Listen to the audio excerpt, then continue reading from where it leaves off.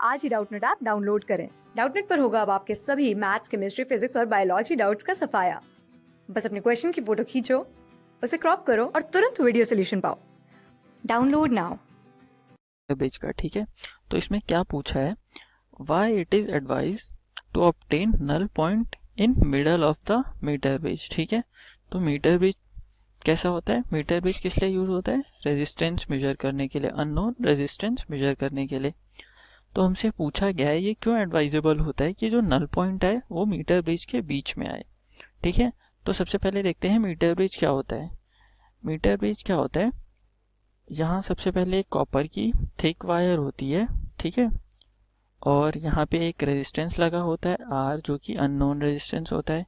ये क्या होता है, रेजिस्टेंस बॉक्स, जिसमें से हम रेजिस्टेंस निकालते या डालते हैं। क्यों, ताकि ये हमें पता रहे इसका रेजिस्टेंस। तो ये रेजिस्टेंस हमें पता होता है। और यहाँ भी एक कॉपर की वायर होती, मतलब कॉपर की थिक प्लेट होती है।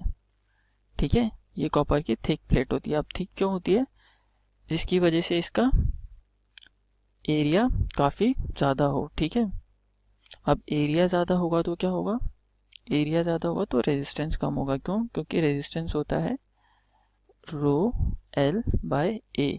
तो एरिया ज़्यादा होगा मतलब रेजिस्टेंस कम होगा, तो हमें इसका रेजिस्टेंस कम चाहिए, इसलिए हम इसका एरिया ज़्यादा रखते हैं। फिर क्या होती है, ये एक वायर होती है जो कि 1 मीटर की वायर होती है, जिसका क्रॉस सेक्शनल एरिया बिल्कुल सेम होता है, यूनिफॉर्म होता है। ठीक है, और ये कितनी 100 सेंटीमीटर की वायर होती है। यहाँ पे एक क्या लगा होता है, गैल्वेनोमीटर, जो कि डिटेक्ट करता है करंट। ठीक है, ये होता है जॉकी। इस जॉकी को हम इस वायर के अलॉन्ग मूव करते हैं, ये ए ये बी। ठीक है, इसके यहाँ से एक बैटरी कनेक्ट होती है, जिससे हम पोटेंशियल प्रोवाइड करवाते हैं मीटर ब्रिज को। ठीक है, तो अब क्या हुआ, इसमें से करंट फ्लो करेगा।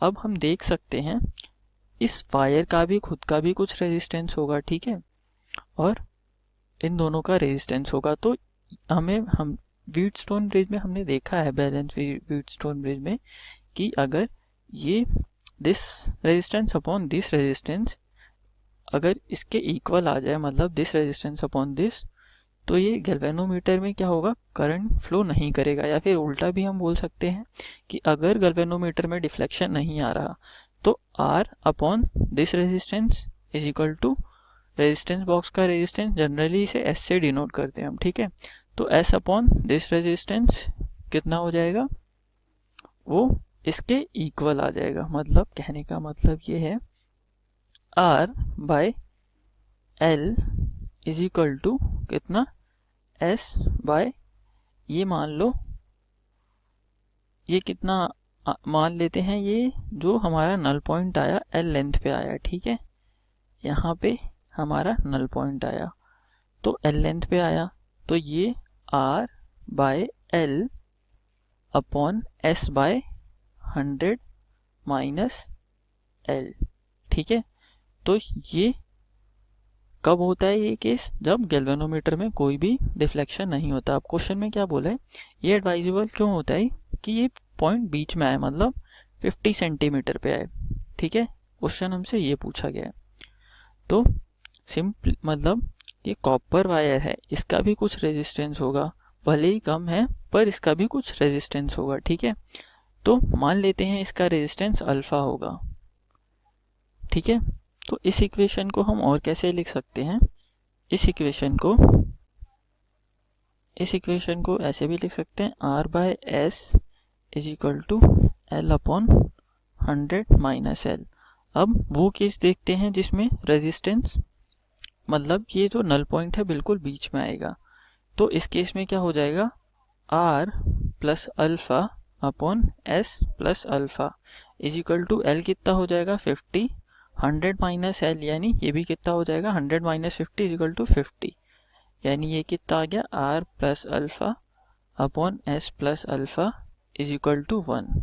ठीक है, this implies R plus alpha is equal to S plus alpha. Alpha से अल्फा गया, तो हमारा जो अननोन रेजिस्टेंस हो जाएगा वो किसके इक्वल आ जाएगा, S के। मतलब जो रेजिस्टेंस हमने वहाँ पुट किया यहाँ पे रेजिस्टेंस बॉक्स में, ठीक है।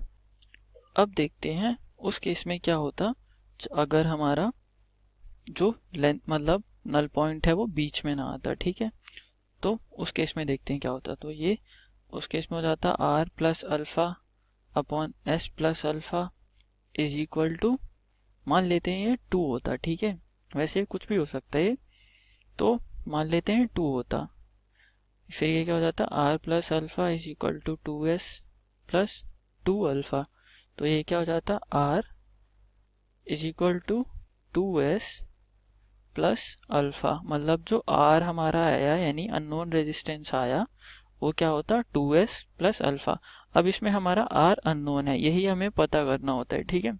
अब 2s ये s हमें पता है तो ये क्वांटिटी हमें पता चल जाएगी, लेकिन अल्फा जो है वो हमें नहीं पता होता, मतलब जो कॉपर का रेजिस्टेंस है वो नहीं पता होता। एंड रेजिस्टेंस इसे कहते हैं, इसे क्या कहते हैं अल्फा को एंड रेजिस्टेंस, ठीक है। अब ये क्वांटिटी हमें नहीं पता, तो आर में ये क्वांटिटी प्लस हो रही है। अब इसके इस वैल्यू के अकॉर्डिंग ये वैल्यू प्लस या माइनस होगी, और ये क्वांटिटी हमें पता नहीं है तो आर में एरर आएगा, ठीक है। तो इस वजह से हमारा नल पॉइंट हम प्रेफर करते हैं मिडल में। जो नल पॉइंट है वो हमेशा बीच में प्रेफर करते हैं। अगर बीच से मतलब जितना एंड में हो उतना ज़्यादा एरर आएगा।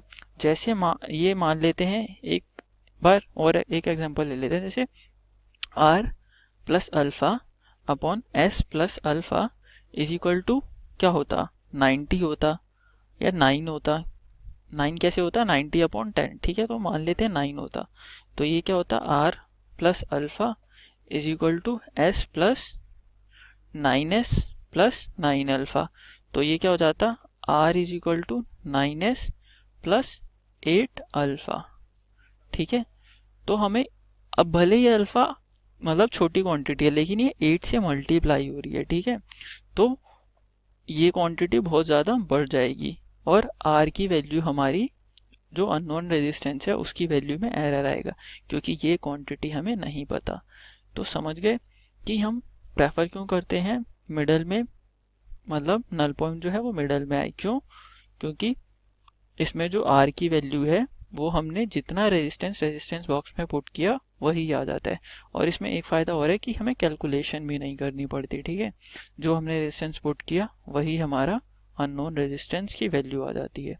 Thank you for listening.